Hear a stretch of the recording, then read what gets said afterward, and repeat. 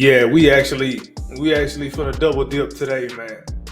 We double dipping today, man. I just had this on my heart. Welcome back to the Rockets Propaganda Channel.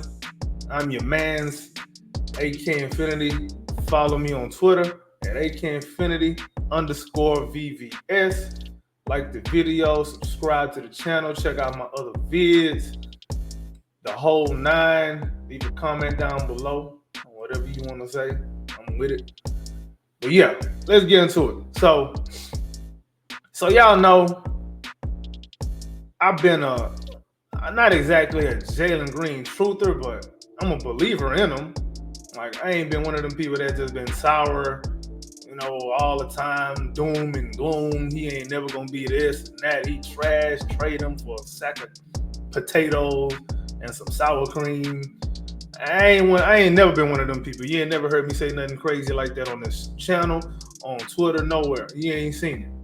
None of the no spaces, not on nobody else's channel that I've been on, nobody's panel that I've been on. Yeah, I ain't never heard me say no crazy, wild stuff about Jalen Green. Now, I ain't exactly gonna start today, but I'm gonna read this stat and I'm gonna take it somewhere that I probably wouldn't have taken it. That some of y'all probably think I wouldn't take it. I'll say that. So here's the tweet. So I tweeted this on the 16th.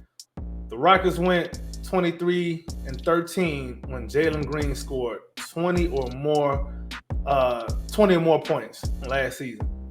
That means we had a 64% chance to win the game when he scored at least 20 points. This is the second highest in the starting lineup. The highest is actually Jabari, 66%. We went 6-3 when Jabari scored 20 or more.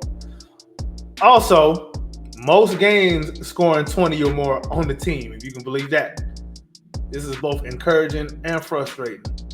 Take what you want from this. I ain't gonna lie, dog.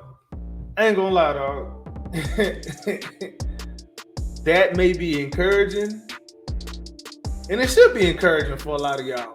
It is encouraging, but to me, this is probably more frustrating than encouraging, because he played all 82 games. He only scored above 20 points 36 times. This matches the eye test of what we saw. When he was good, we were good.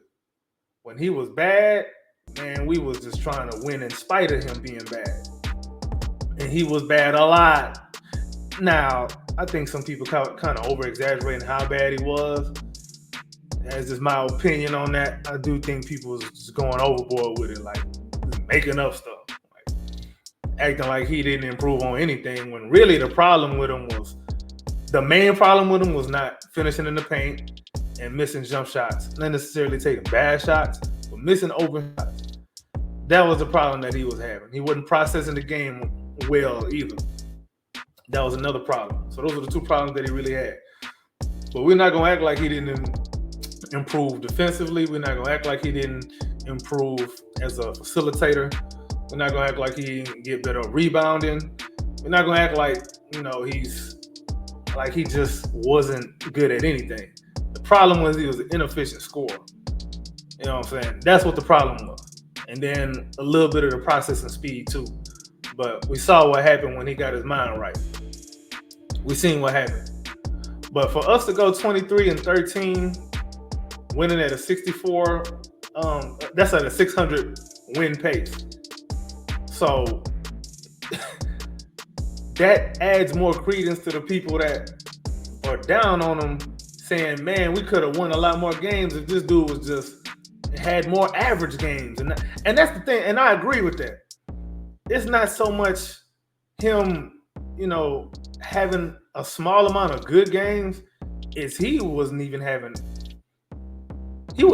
average games. Like, if he had more average games than horrifically bad games, we probably win, and I'm not joking, we probably win like 10 more games, because we lost a lot of close games.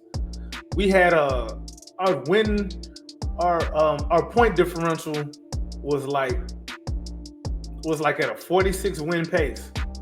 So I'm probably exaggerating with that extra 10 games. But you get the point though. If he was more average, if he had more average games than bad games, man, we would have been in the playoffs. And we probably could have made some noise in the playoffs because by that time, he got into a groove. Şengün probably would have came back healthy. I think they said Şengün would have been healthy if we would have made the playoffs. And that he would have came back. Like, we would have made some noise in the playoffs. Like, we would have been one of them teams where you're not trying to face the Rockets because you might get embarrassed. You might get knocked off if you ain't careful. You better wear a helmet. You know what I'm saying? So this to me, like I said, man, it just matches the eye test, man. It matches the eye test. 23 and 13. This is just him scoring above 20 points. Like, we're not even talking about 25 and above, 30 and above. This is just having a decent game, a game that we know that you can have.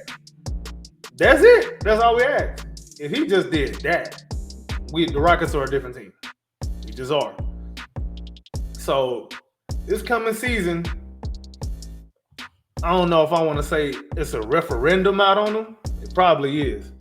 Yeah, it's probably a referendum season for Jalen. I'm talking, man, that first, I don't even want to say first 20 games. That first 10 games, I ain't even saying he got to, come out the gate averaging 30. I think that's unrealistic. But don't come out there, putting up 9 points one game, 21 another game, 11 the next game, 12 the next game, 5 the next game, and then backdoor with a 30-point game. Like, all that up and down, yo-yoing, back and forth. Nah, bro. At least be more steady than bad. That's what we asking for. And really, that's not asking too much.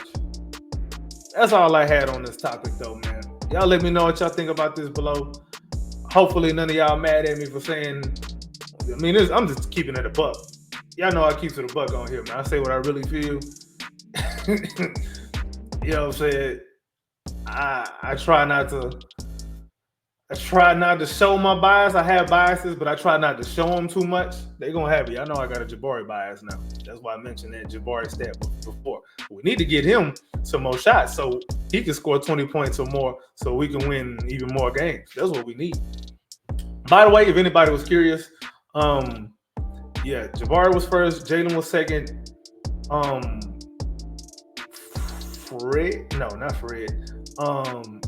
Dylan was third.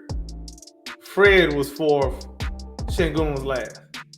And I'm talking about like win percentage when scoring above 20 points per game. 20 points in a game. And I just looked at the starters. I didn't even consider the bench because the starters were the ones that, carried the heaviest load for the squad. So, yeah. And Şengün's is kind of inverse. Şengün's was, I think it was 15 and 20. And remember, he didn't even play the whole season. He was hurt for a little bit. So we went 15 and 20 when Şengün scored 20 or more points in a game. I don't even fault him for that. I fault Jalen Green because if he would have had more just average games, Şengün's win percentage when he scores 20 above on this team last season would have been better. So that's really on him. I've said it before and I'll say it again, man. Şengün is the floor for the team. Jalen Green is the ceiling. This stat proves it to me. This stat proves it. Şengün gonna be steady. Jalen gotta be less inconsistent. I ain't even gonna say you gotta be a superstar the whole season. Just be less inconsistent and we're a whole better team. We are a completely different team. I ain't asking too much. Let me stop rambling though, man. If y'all still with me at this point, you like the video. So hit the like button, hit the subscribe button, comment down below. Let me know what you think. This is the Rockets Propaganda Channel. We out.